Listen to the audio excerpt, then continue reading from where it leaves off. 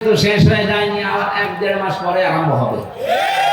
যারা দায়িত্বে আছেন আপনারা জুলাই আগস্টের ফসল, জনগণ ছাত্র জনতা আপনাদেরকে জায়গায় বসিয়েছে, সুতরাং এ দেশের মানুষের সেন্টিমেন্ট বুঝবেন। উল্টা পাল্টা সিদ্ধান্ত নিয়ে বিভিন্ন কল কাঠি যারা নাড়াচ্ছে তাদের কথা শুনে আবার দেশটা অস্থিতিশীল করবেন, নিজেও থাকতে পারবেন না, আমাদের কপালও আগুন লাগাবেন। কি আমাদের দেওয়ালে ফিট থেকে গেলে তো তখন আর কামড় দেওয়া ছাড়া উপায় থাকবে না। কথা বলেন না কেন?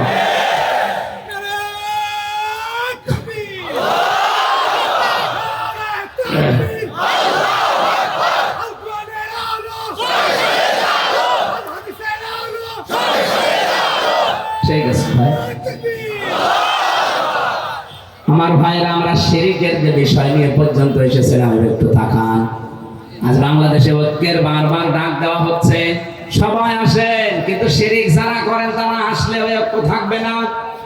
কি শিরক যারা করেন তারা যদি এসেও থাকেন লোক দেখানোর জন্য, ঐক্য টিকবে না।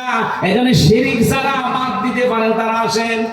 3 নম্বরে ওয়ালা ইয়াত্তাখিযা বা'দুনা বা'দান আরবাবাম মিন দুনিল্লাহ, আল্লাহ বাদে আমরা কাউকে অভিভাবক হিসাবে আর গ্রহণ করব না।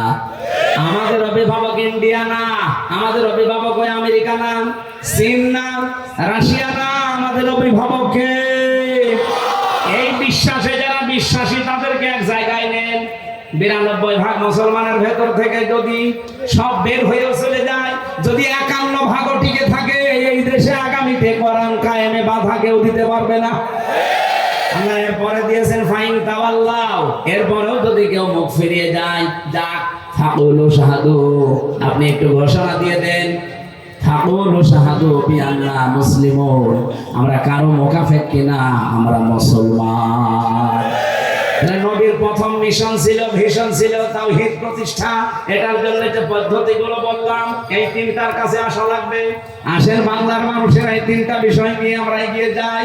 2 নম্বরে নবীর মিশন আর ভিশন ছিল তিনি মানব অধিকার প্রতিষ্ঠা করেছিলেন। এই তথ্য আপনি সূরা নিসা 58 নম্বর আয়াতে পাবেন। ইন্নাল্লাহা ইয়া'মুরুকুম আন তু'আদ্দুল আমানাতি ইলা আহলিহা, অবশ্যই আমি আল্লাহ তোমাদের সবাইকে নির্দেশ দিলাম, তোমাদের যাবতীয় আমানত তার প্রাপকের কাছে পৌঁছিয়ে দেবা। এখানে আমানাত বহু বচন, তাফসিরে মারিফুল কোরআন খুলে দেখবেন, এই বহু বচনে মুফাসসির লিখেছেন আমানাত মানে ভোট। কি কথা বলবো? আমি কি এটা বানিয়ে বললাম? যদি বানিয়ে বলি, কোন আলেমকে নিয়ে এখানে বসান, তাফসিরটা নিয়ে এসে খোলেন, সূরা নিসা 5 নম্বর পারা 6 নম্বর পৃষ্ঠা 5 নম্বর লাইনে, এটা 4 নম্বর লাইনে আছে 58 নম্বর আয়াত।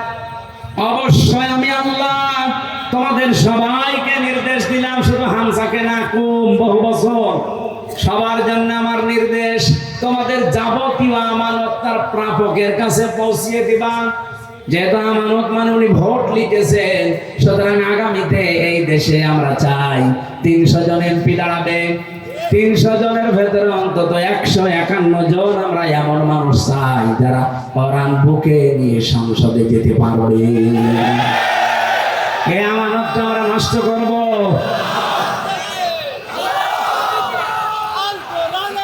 এই আমার কথা বলতে ভাই,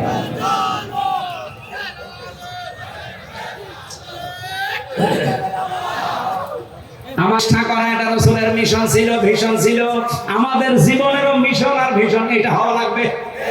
এখানে যদি কারো দ্বিমত থাকে হাত তোলেন, যে না এটা আমি মানি না, তোলেন। এখানে কেউ কিছু বলছেন না, চলে যাওয়ার পরে যদি লালপুর বাজারে কালকে গিবত করেন না, দাঁত মুখ খুলে ফেলতে হবে।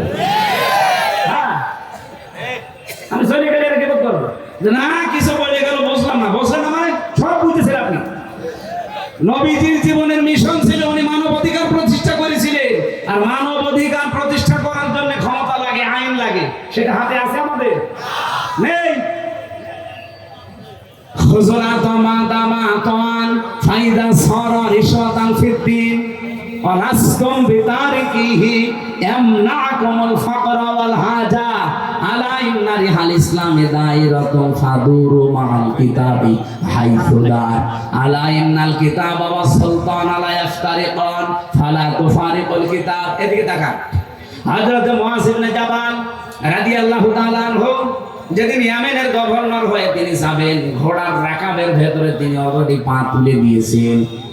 নবীজি ডাক দিয়ে বললেন, তোমাকে একটা দেশের দায়িত্ব দিয়ে পাঠাচ্ছি, হাদিয়া তোফা তোমার কাছে আসবে, তুমি যেহেতু দায়িত্বে আছো।